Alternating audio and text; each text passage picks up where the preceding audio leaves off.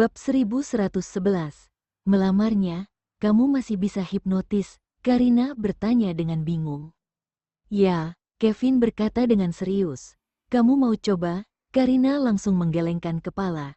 Enggak usah karena selama kamu di sisiku, aku merasa aman. Lagi pula dia tidak mau Kevin menghipnotisnya karena takut pria itu menanyakan beberapa pertanyaan yang vulgar, jadi dia tidak berani melakukannya. Kevin merasa tersentuh ketika mendengarnya dan menarik Karina ke dalam pelukannya. Maaf, aku berniat mengajakmu bersenang-senang dan ternyata terjadi hal menakutkan seperti ini. Gak apa-apa Kevin, ini bukan salahmu dan kamu juga sudah berusaha menjagaku. Karina balas memeluknya, tapi aku semakin sadar betapa pentingnya kamu untukku. Kevin membelai rambutnya. Tadi aku sangat ketakutan kalau terjadi sesuatu padamu dan aku gak bisa bayangkan seperti apa aku kalau itu benar terjadi. Iya, aku juga bersyukur aku baik-baik saja. Aku ngantuk. Tidur yuk. Karina melepaskan pelukan dan mulai berbaring. Sebelum tidur, kamu mau olahraga dulu? Kevin bertanya dengan tatapan yang berbeda. Hei Kevin, dasar mesum, Karina memukul lengannya.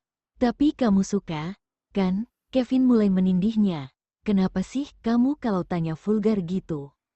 Karina memejamkan matanya saat melihat pria itu mulai menciumnya.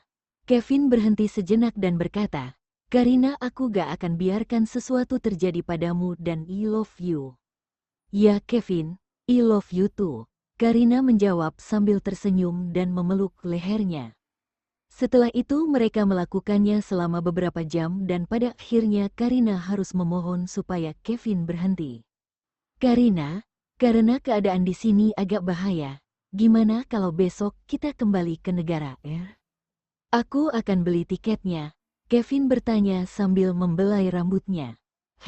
Boleh, kurasa itu ide bagus. Oke, kamu tidurlah. Kevin mencium keningnya. Karina tidak menjawab dan hanya menganggukkan kepala. Lalu dia memeluk pria di sampingnya dan mulai tertidur. Kevin langsung menelepon seseorang untuk minta disiapkan tiket pesawat dan dia semakin menyadari betapa penting wanita di sampingnya ini. Tiba-tiba dia memikirkan sesuatu, mengambil ponselnya untuk menghubungi seseorang. Hei, aku mau minta tolong. Besok aku dan Karina akan kembali ke negara R dan bisakah kau siapkan beberapa hal untukku? Tidak lama setelah pesan itu terkirim, pihak lain langsung menjawab. Oh, ya tentu. Kamu butuh apa? Jawab Adam. Kevin terkejut dan tidak menyangka kakak pertama Karina langsung menjawab pesannya. Lalu dia menjelaskan beberapa hal dan bersiap untuk tidur. Karina, ayo bangun, sebentar lagi kita harus naik pesawat. Kevin membangunkan Karina. Oh iya, sana mandi dulu supaya kita gak terlambat. Kevin tersenyum. Karina menengok ke arah pria itu dan Kevin sudah terlihat rapih juga sudah menyiapkan barang bawaan mereka. Dia mengangguk dan berjalan ke kamar mandi. 2 jam kemudian mereka sampai di bandara dan sudah berada di dalam pesawat. Karina masih merasa mengantuk dan mulai menguap. Kevin memperhatikannya dan berkata, kamu masih ngantuk ya? Tidurlah, tapi aku gak sabar untuk sampai di rumah. Kurasa aku udah rindu tidur di rumah. Karina menjelaskan dengan mata berbinar. Atau kamu kangen tidur denganku di kamarmu? Kevin bertanya dengan tersenyum manis. Hei kamu, menyebalkan, Karina memukul ingannya, sudahlah aku tidur aja. Akhirnya setelah perjalanan yang cukup lama, mereka tiba di negara R dan memanggil taksi. Entah kenapa Karina merasa senang kembali ke negaranya. Dia menatap pria di sampingnya dan berkata, wah, kamu kangen gak sih sama negara ini? Kevin mengangguk, iya, aku juga kangen berada di rumah. Beberapa saat kemudian mereka tiba di rumah dan Kevin menghentikan Karina yang ingin masuk ke kamar. Hei tunggu, kenapa? Karina bertanya dengan bingung. Aku mau kamu tutup mata dulu sebelum masuk kamar. Kevin tersenyum lalu berjalan ke belakangnya dan mengikatkan kain di matanya. Kok pakai ditutup segala? Ada apa sih? Karina semakin bingung. Nanti kamu juga tahu kok. Sebelumnya Kevin memang pernah melamar Karina tapi secara asal-asalan dan tidak mempersiapkan hal yang romantis. Jadi kali ini dia ingin melakukannya lagi dan membuat Karina akan selalu mengingat momen ini. Bab 1112. Pernikahan. Kevin mulai membuka pintu sambil memegang tangan Karina. Dia menatapnya dengan tersenyum penuh kasih sayang. Kamu siap?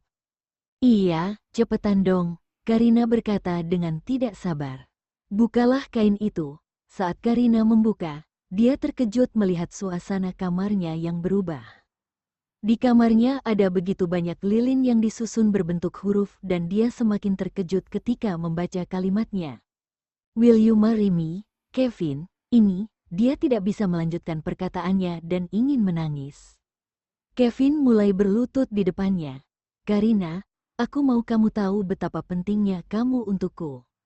Kejadian kemarin semakin buat aku sadar kalau aku sangat mencintaimu dan aku mau habiskan seluruh hidupku bersamamu. Bukan cuma itu, tapi aku juga mau kita punya putra dan putri yang lucu. Aku mau selalu berada di sampingmu dalam senang dan sedih. Karina, Kevin berhenti sejenak dan mengeluarkan cincin dari sakunya. Karina sudah menangis dan satu tangannya menutupi mulutnya. Maukah kau menikah denganku dan menjadi istri juga ibu dari anak-anakku? Kevin bertanya dengan senyum manis. Ya Kevin, aku mau. Aku mau banget. Karina mengangguk dan menangis. Kevin tahu kalau dia akan menerima lamarannya tapi tetap merasa senang.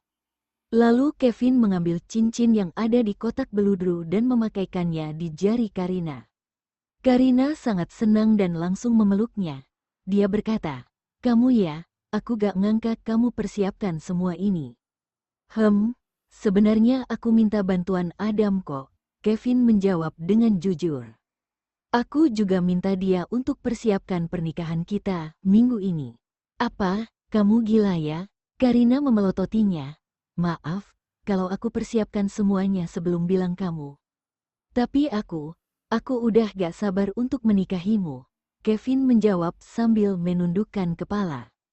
Kamu gemesin banget sih, Karina berkata sambil mencubit pipinya. Oke gak apa-apa. Terus kapan nikahnya? Hari Minggu? Lusa? Karina terkejut. Iya, aku udah persiapkan semuanya bahkan gaun yang Giselle buat juga sudah selesai. Ah oke, aku gak sabar pakai gaun buatannya, Kevin, aku lapar. Karina berkata dengan sedih, tunggu ya, aku akan buatkan makanan untukmu.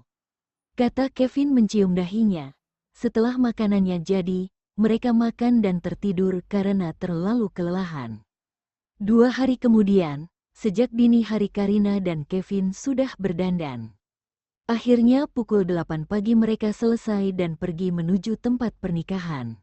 Pernikahan bertema garden dan diadakan di salah satu taman hotel termewah di kota. Kevin dan Karina berjalan beriringan menuju depan altar. Semua orang yang hadir, dari keluarga Okto, keluarga Kina, keluarga Karina, Rafael dan Giselle juga yang lainnya. Semua orang menatap mereka dan ikut merasakan kebahagiaan. Mereka tahu perjuangan Kevin bisa mendapatkan hati Karina. Tentu tidak mudah, apalagi dia sempat harus mengalahkan salah satu kakak Karina terlebih dulu pastor yang berada di depan mereka memulai pemberkatan pernikahan, memimpin Kevin dan Karina untuk mengucapkan janji suci. Untung saja Kevin dan Karina bisa mengucapkan janji suci tanpa kesalahan sedikit pun. Setelah itu pastor mengizinkan Kevin untuk mencium Karina. Semua yang hadir mulai bersorak untuk mereka. Hari Minggu ini bukan cuma hari terindah untuk Kevin juga Karina, tapi untuk yang lainnya. Mereka juga berdoa di dalam hati jika pernikahan Kevin dan Karina akan selalu diberkati juga bisa segera mendapatkan anak. Tamat.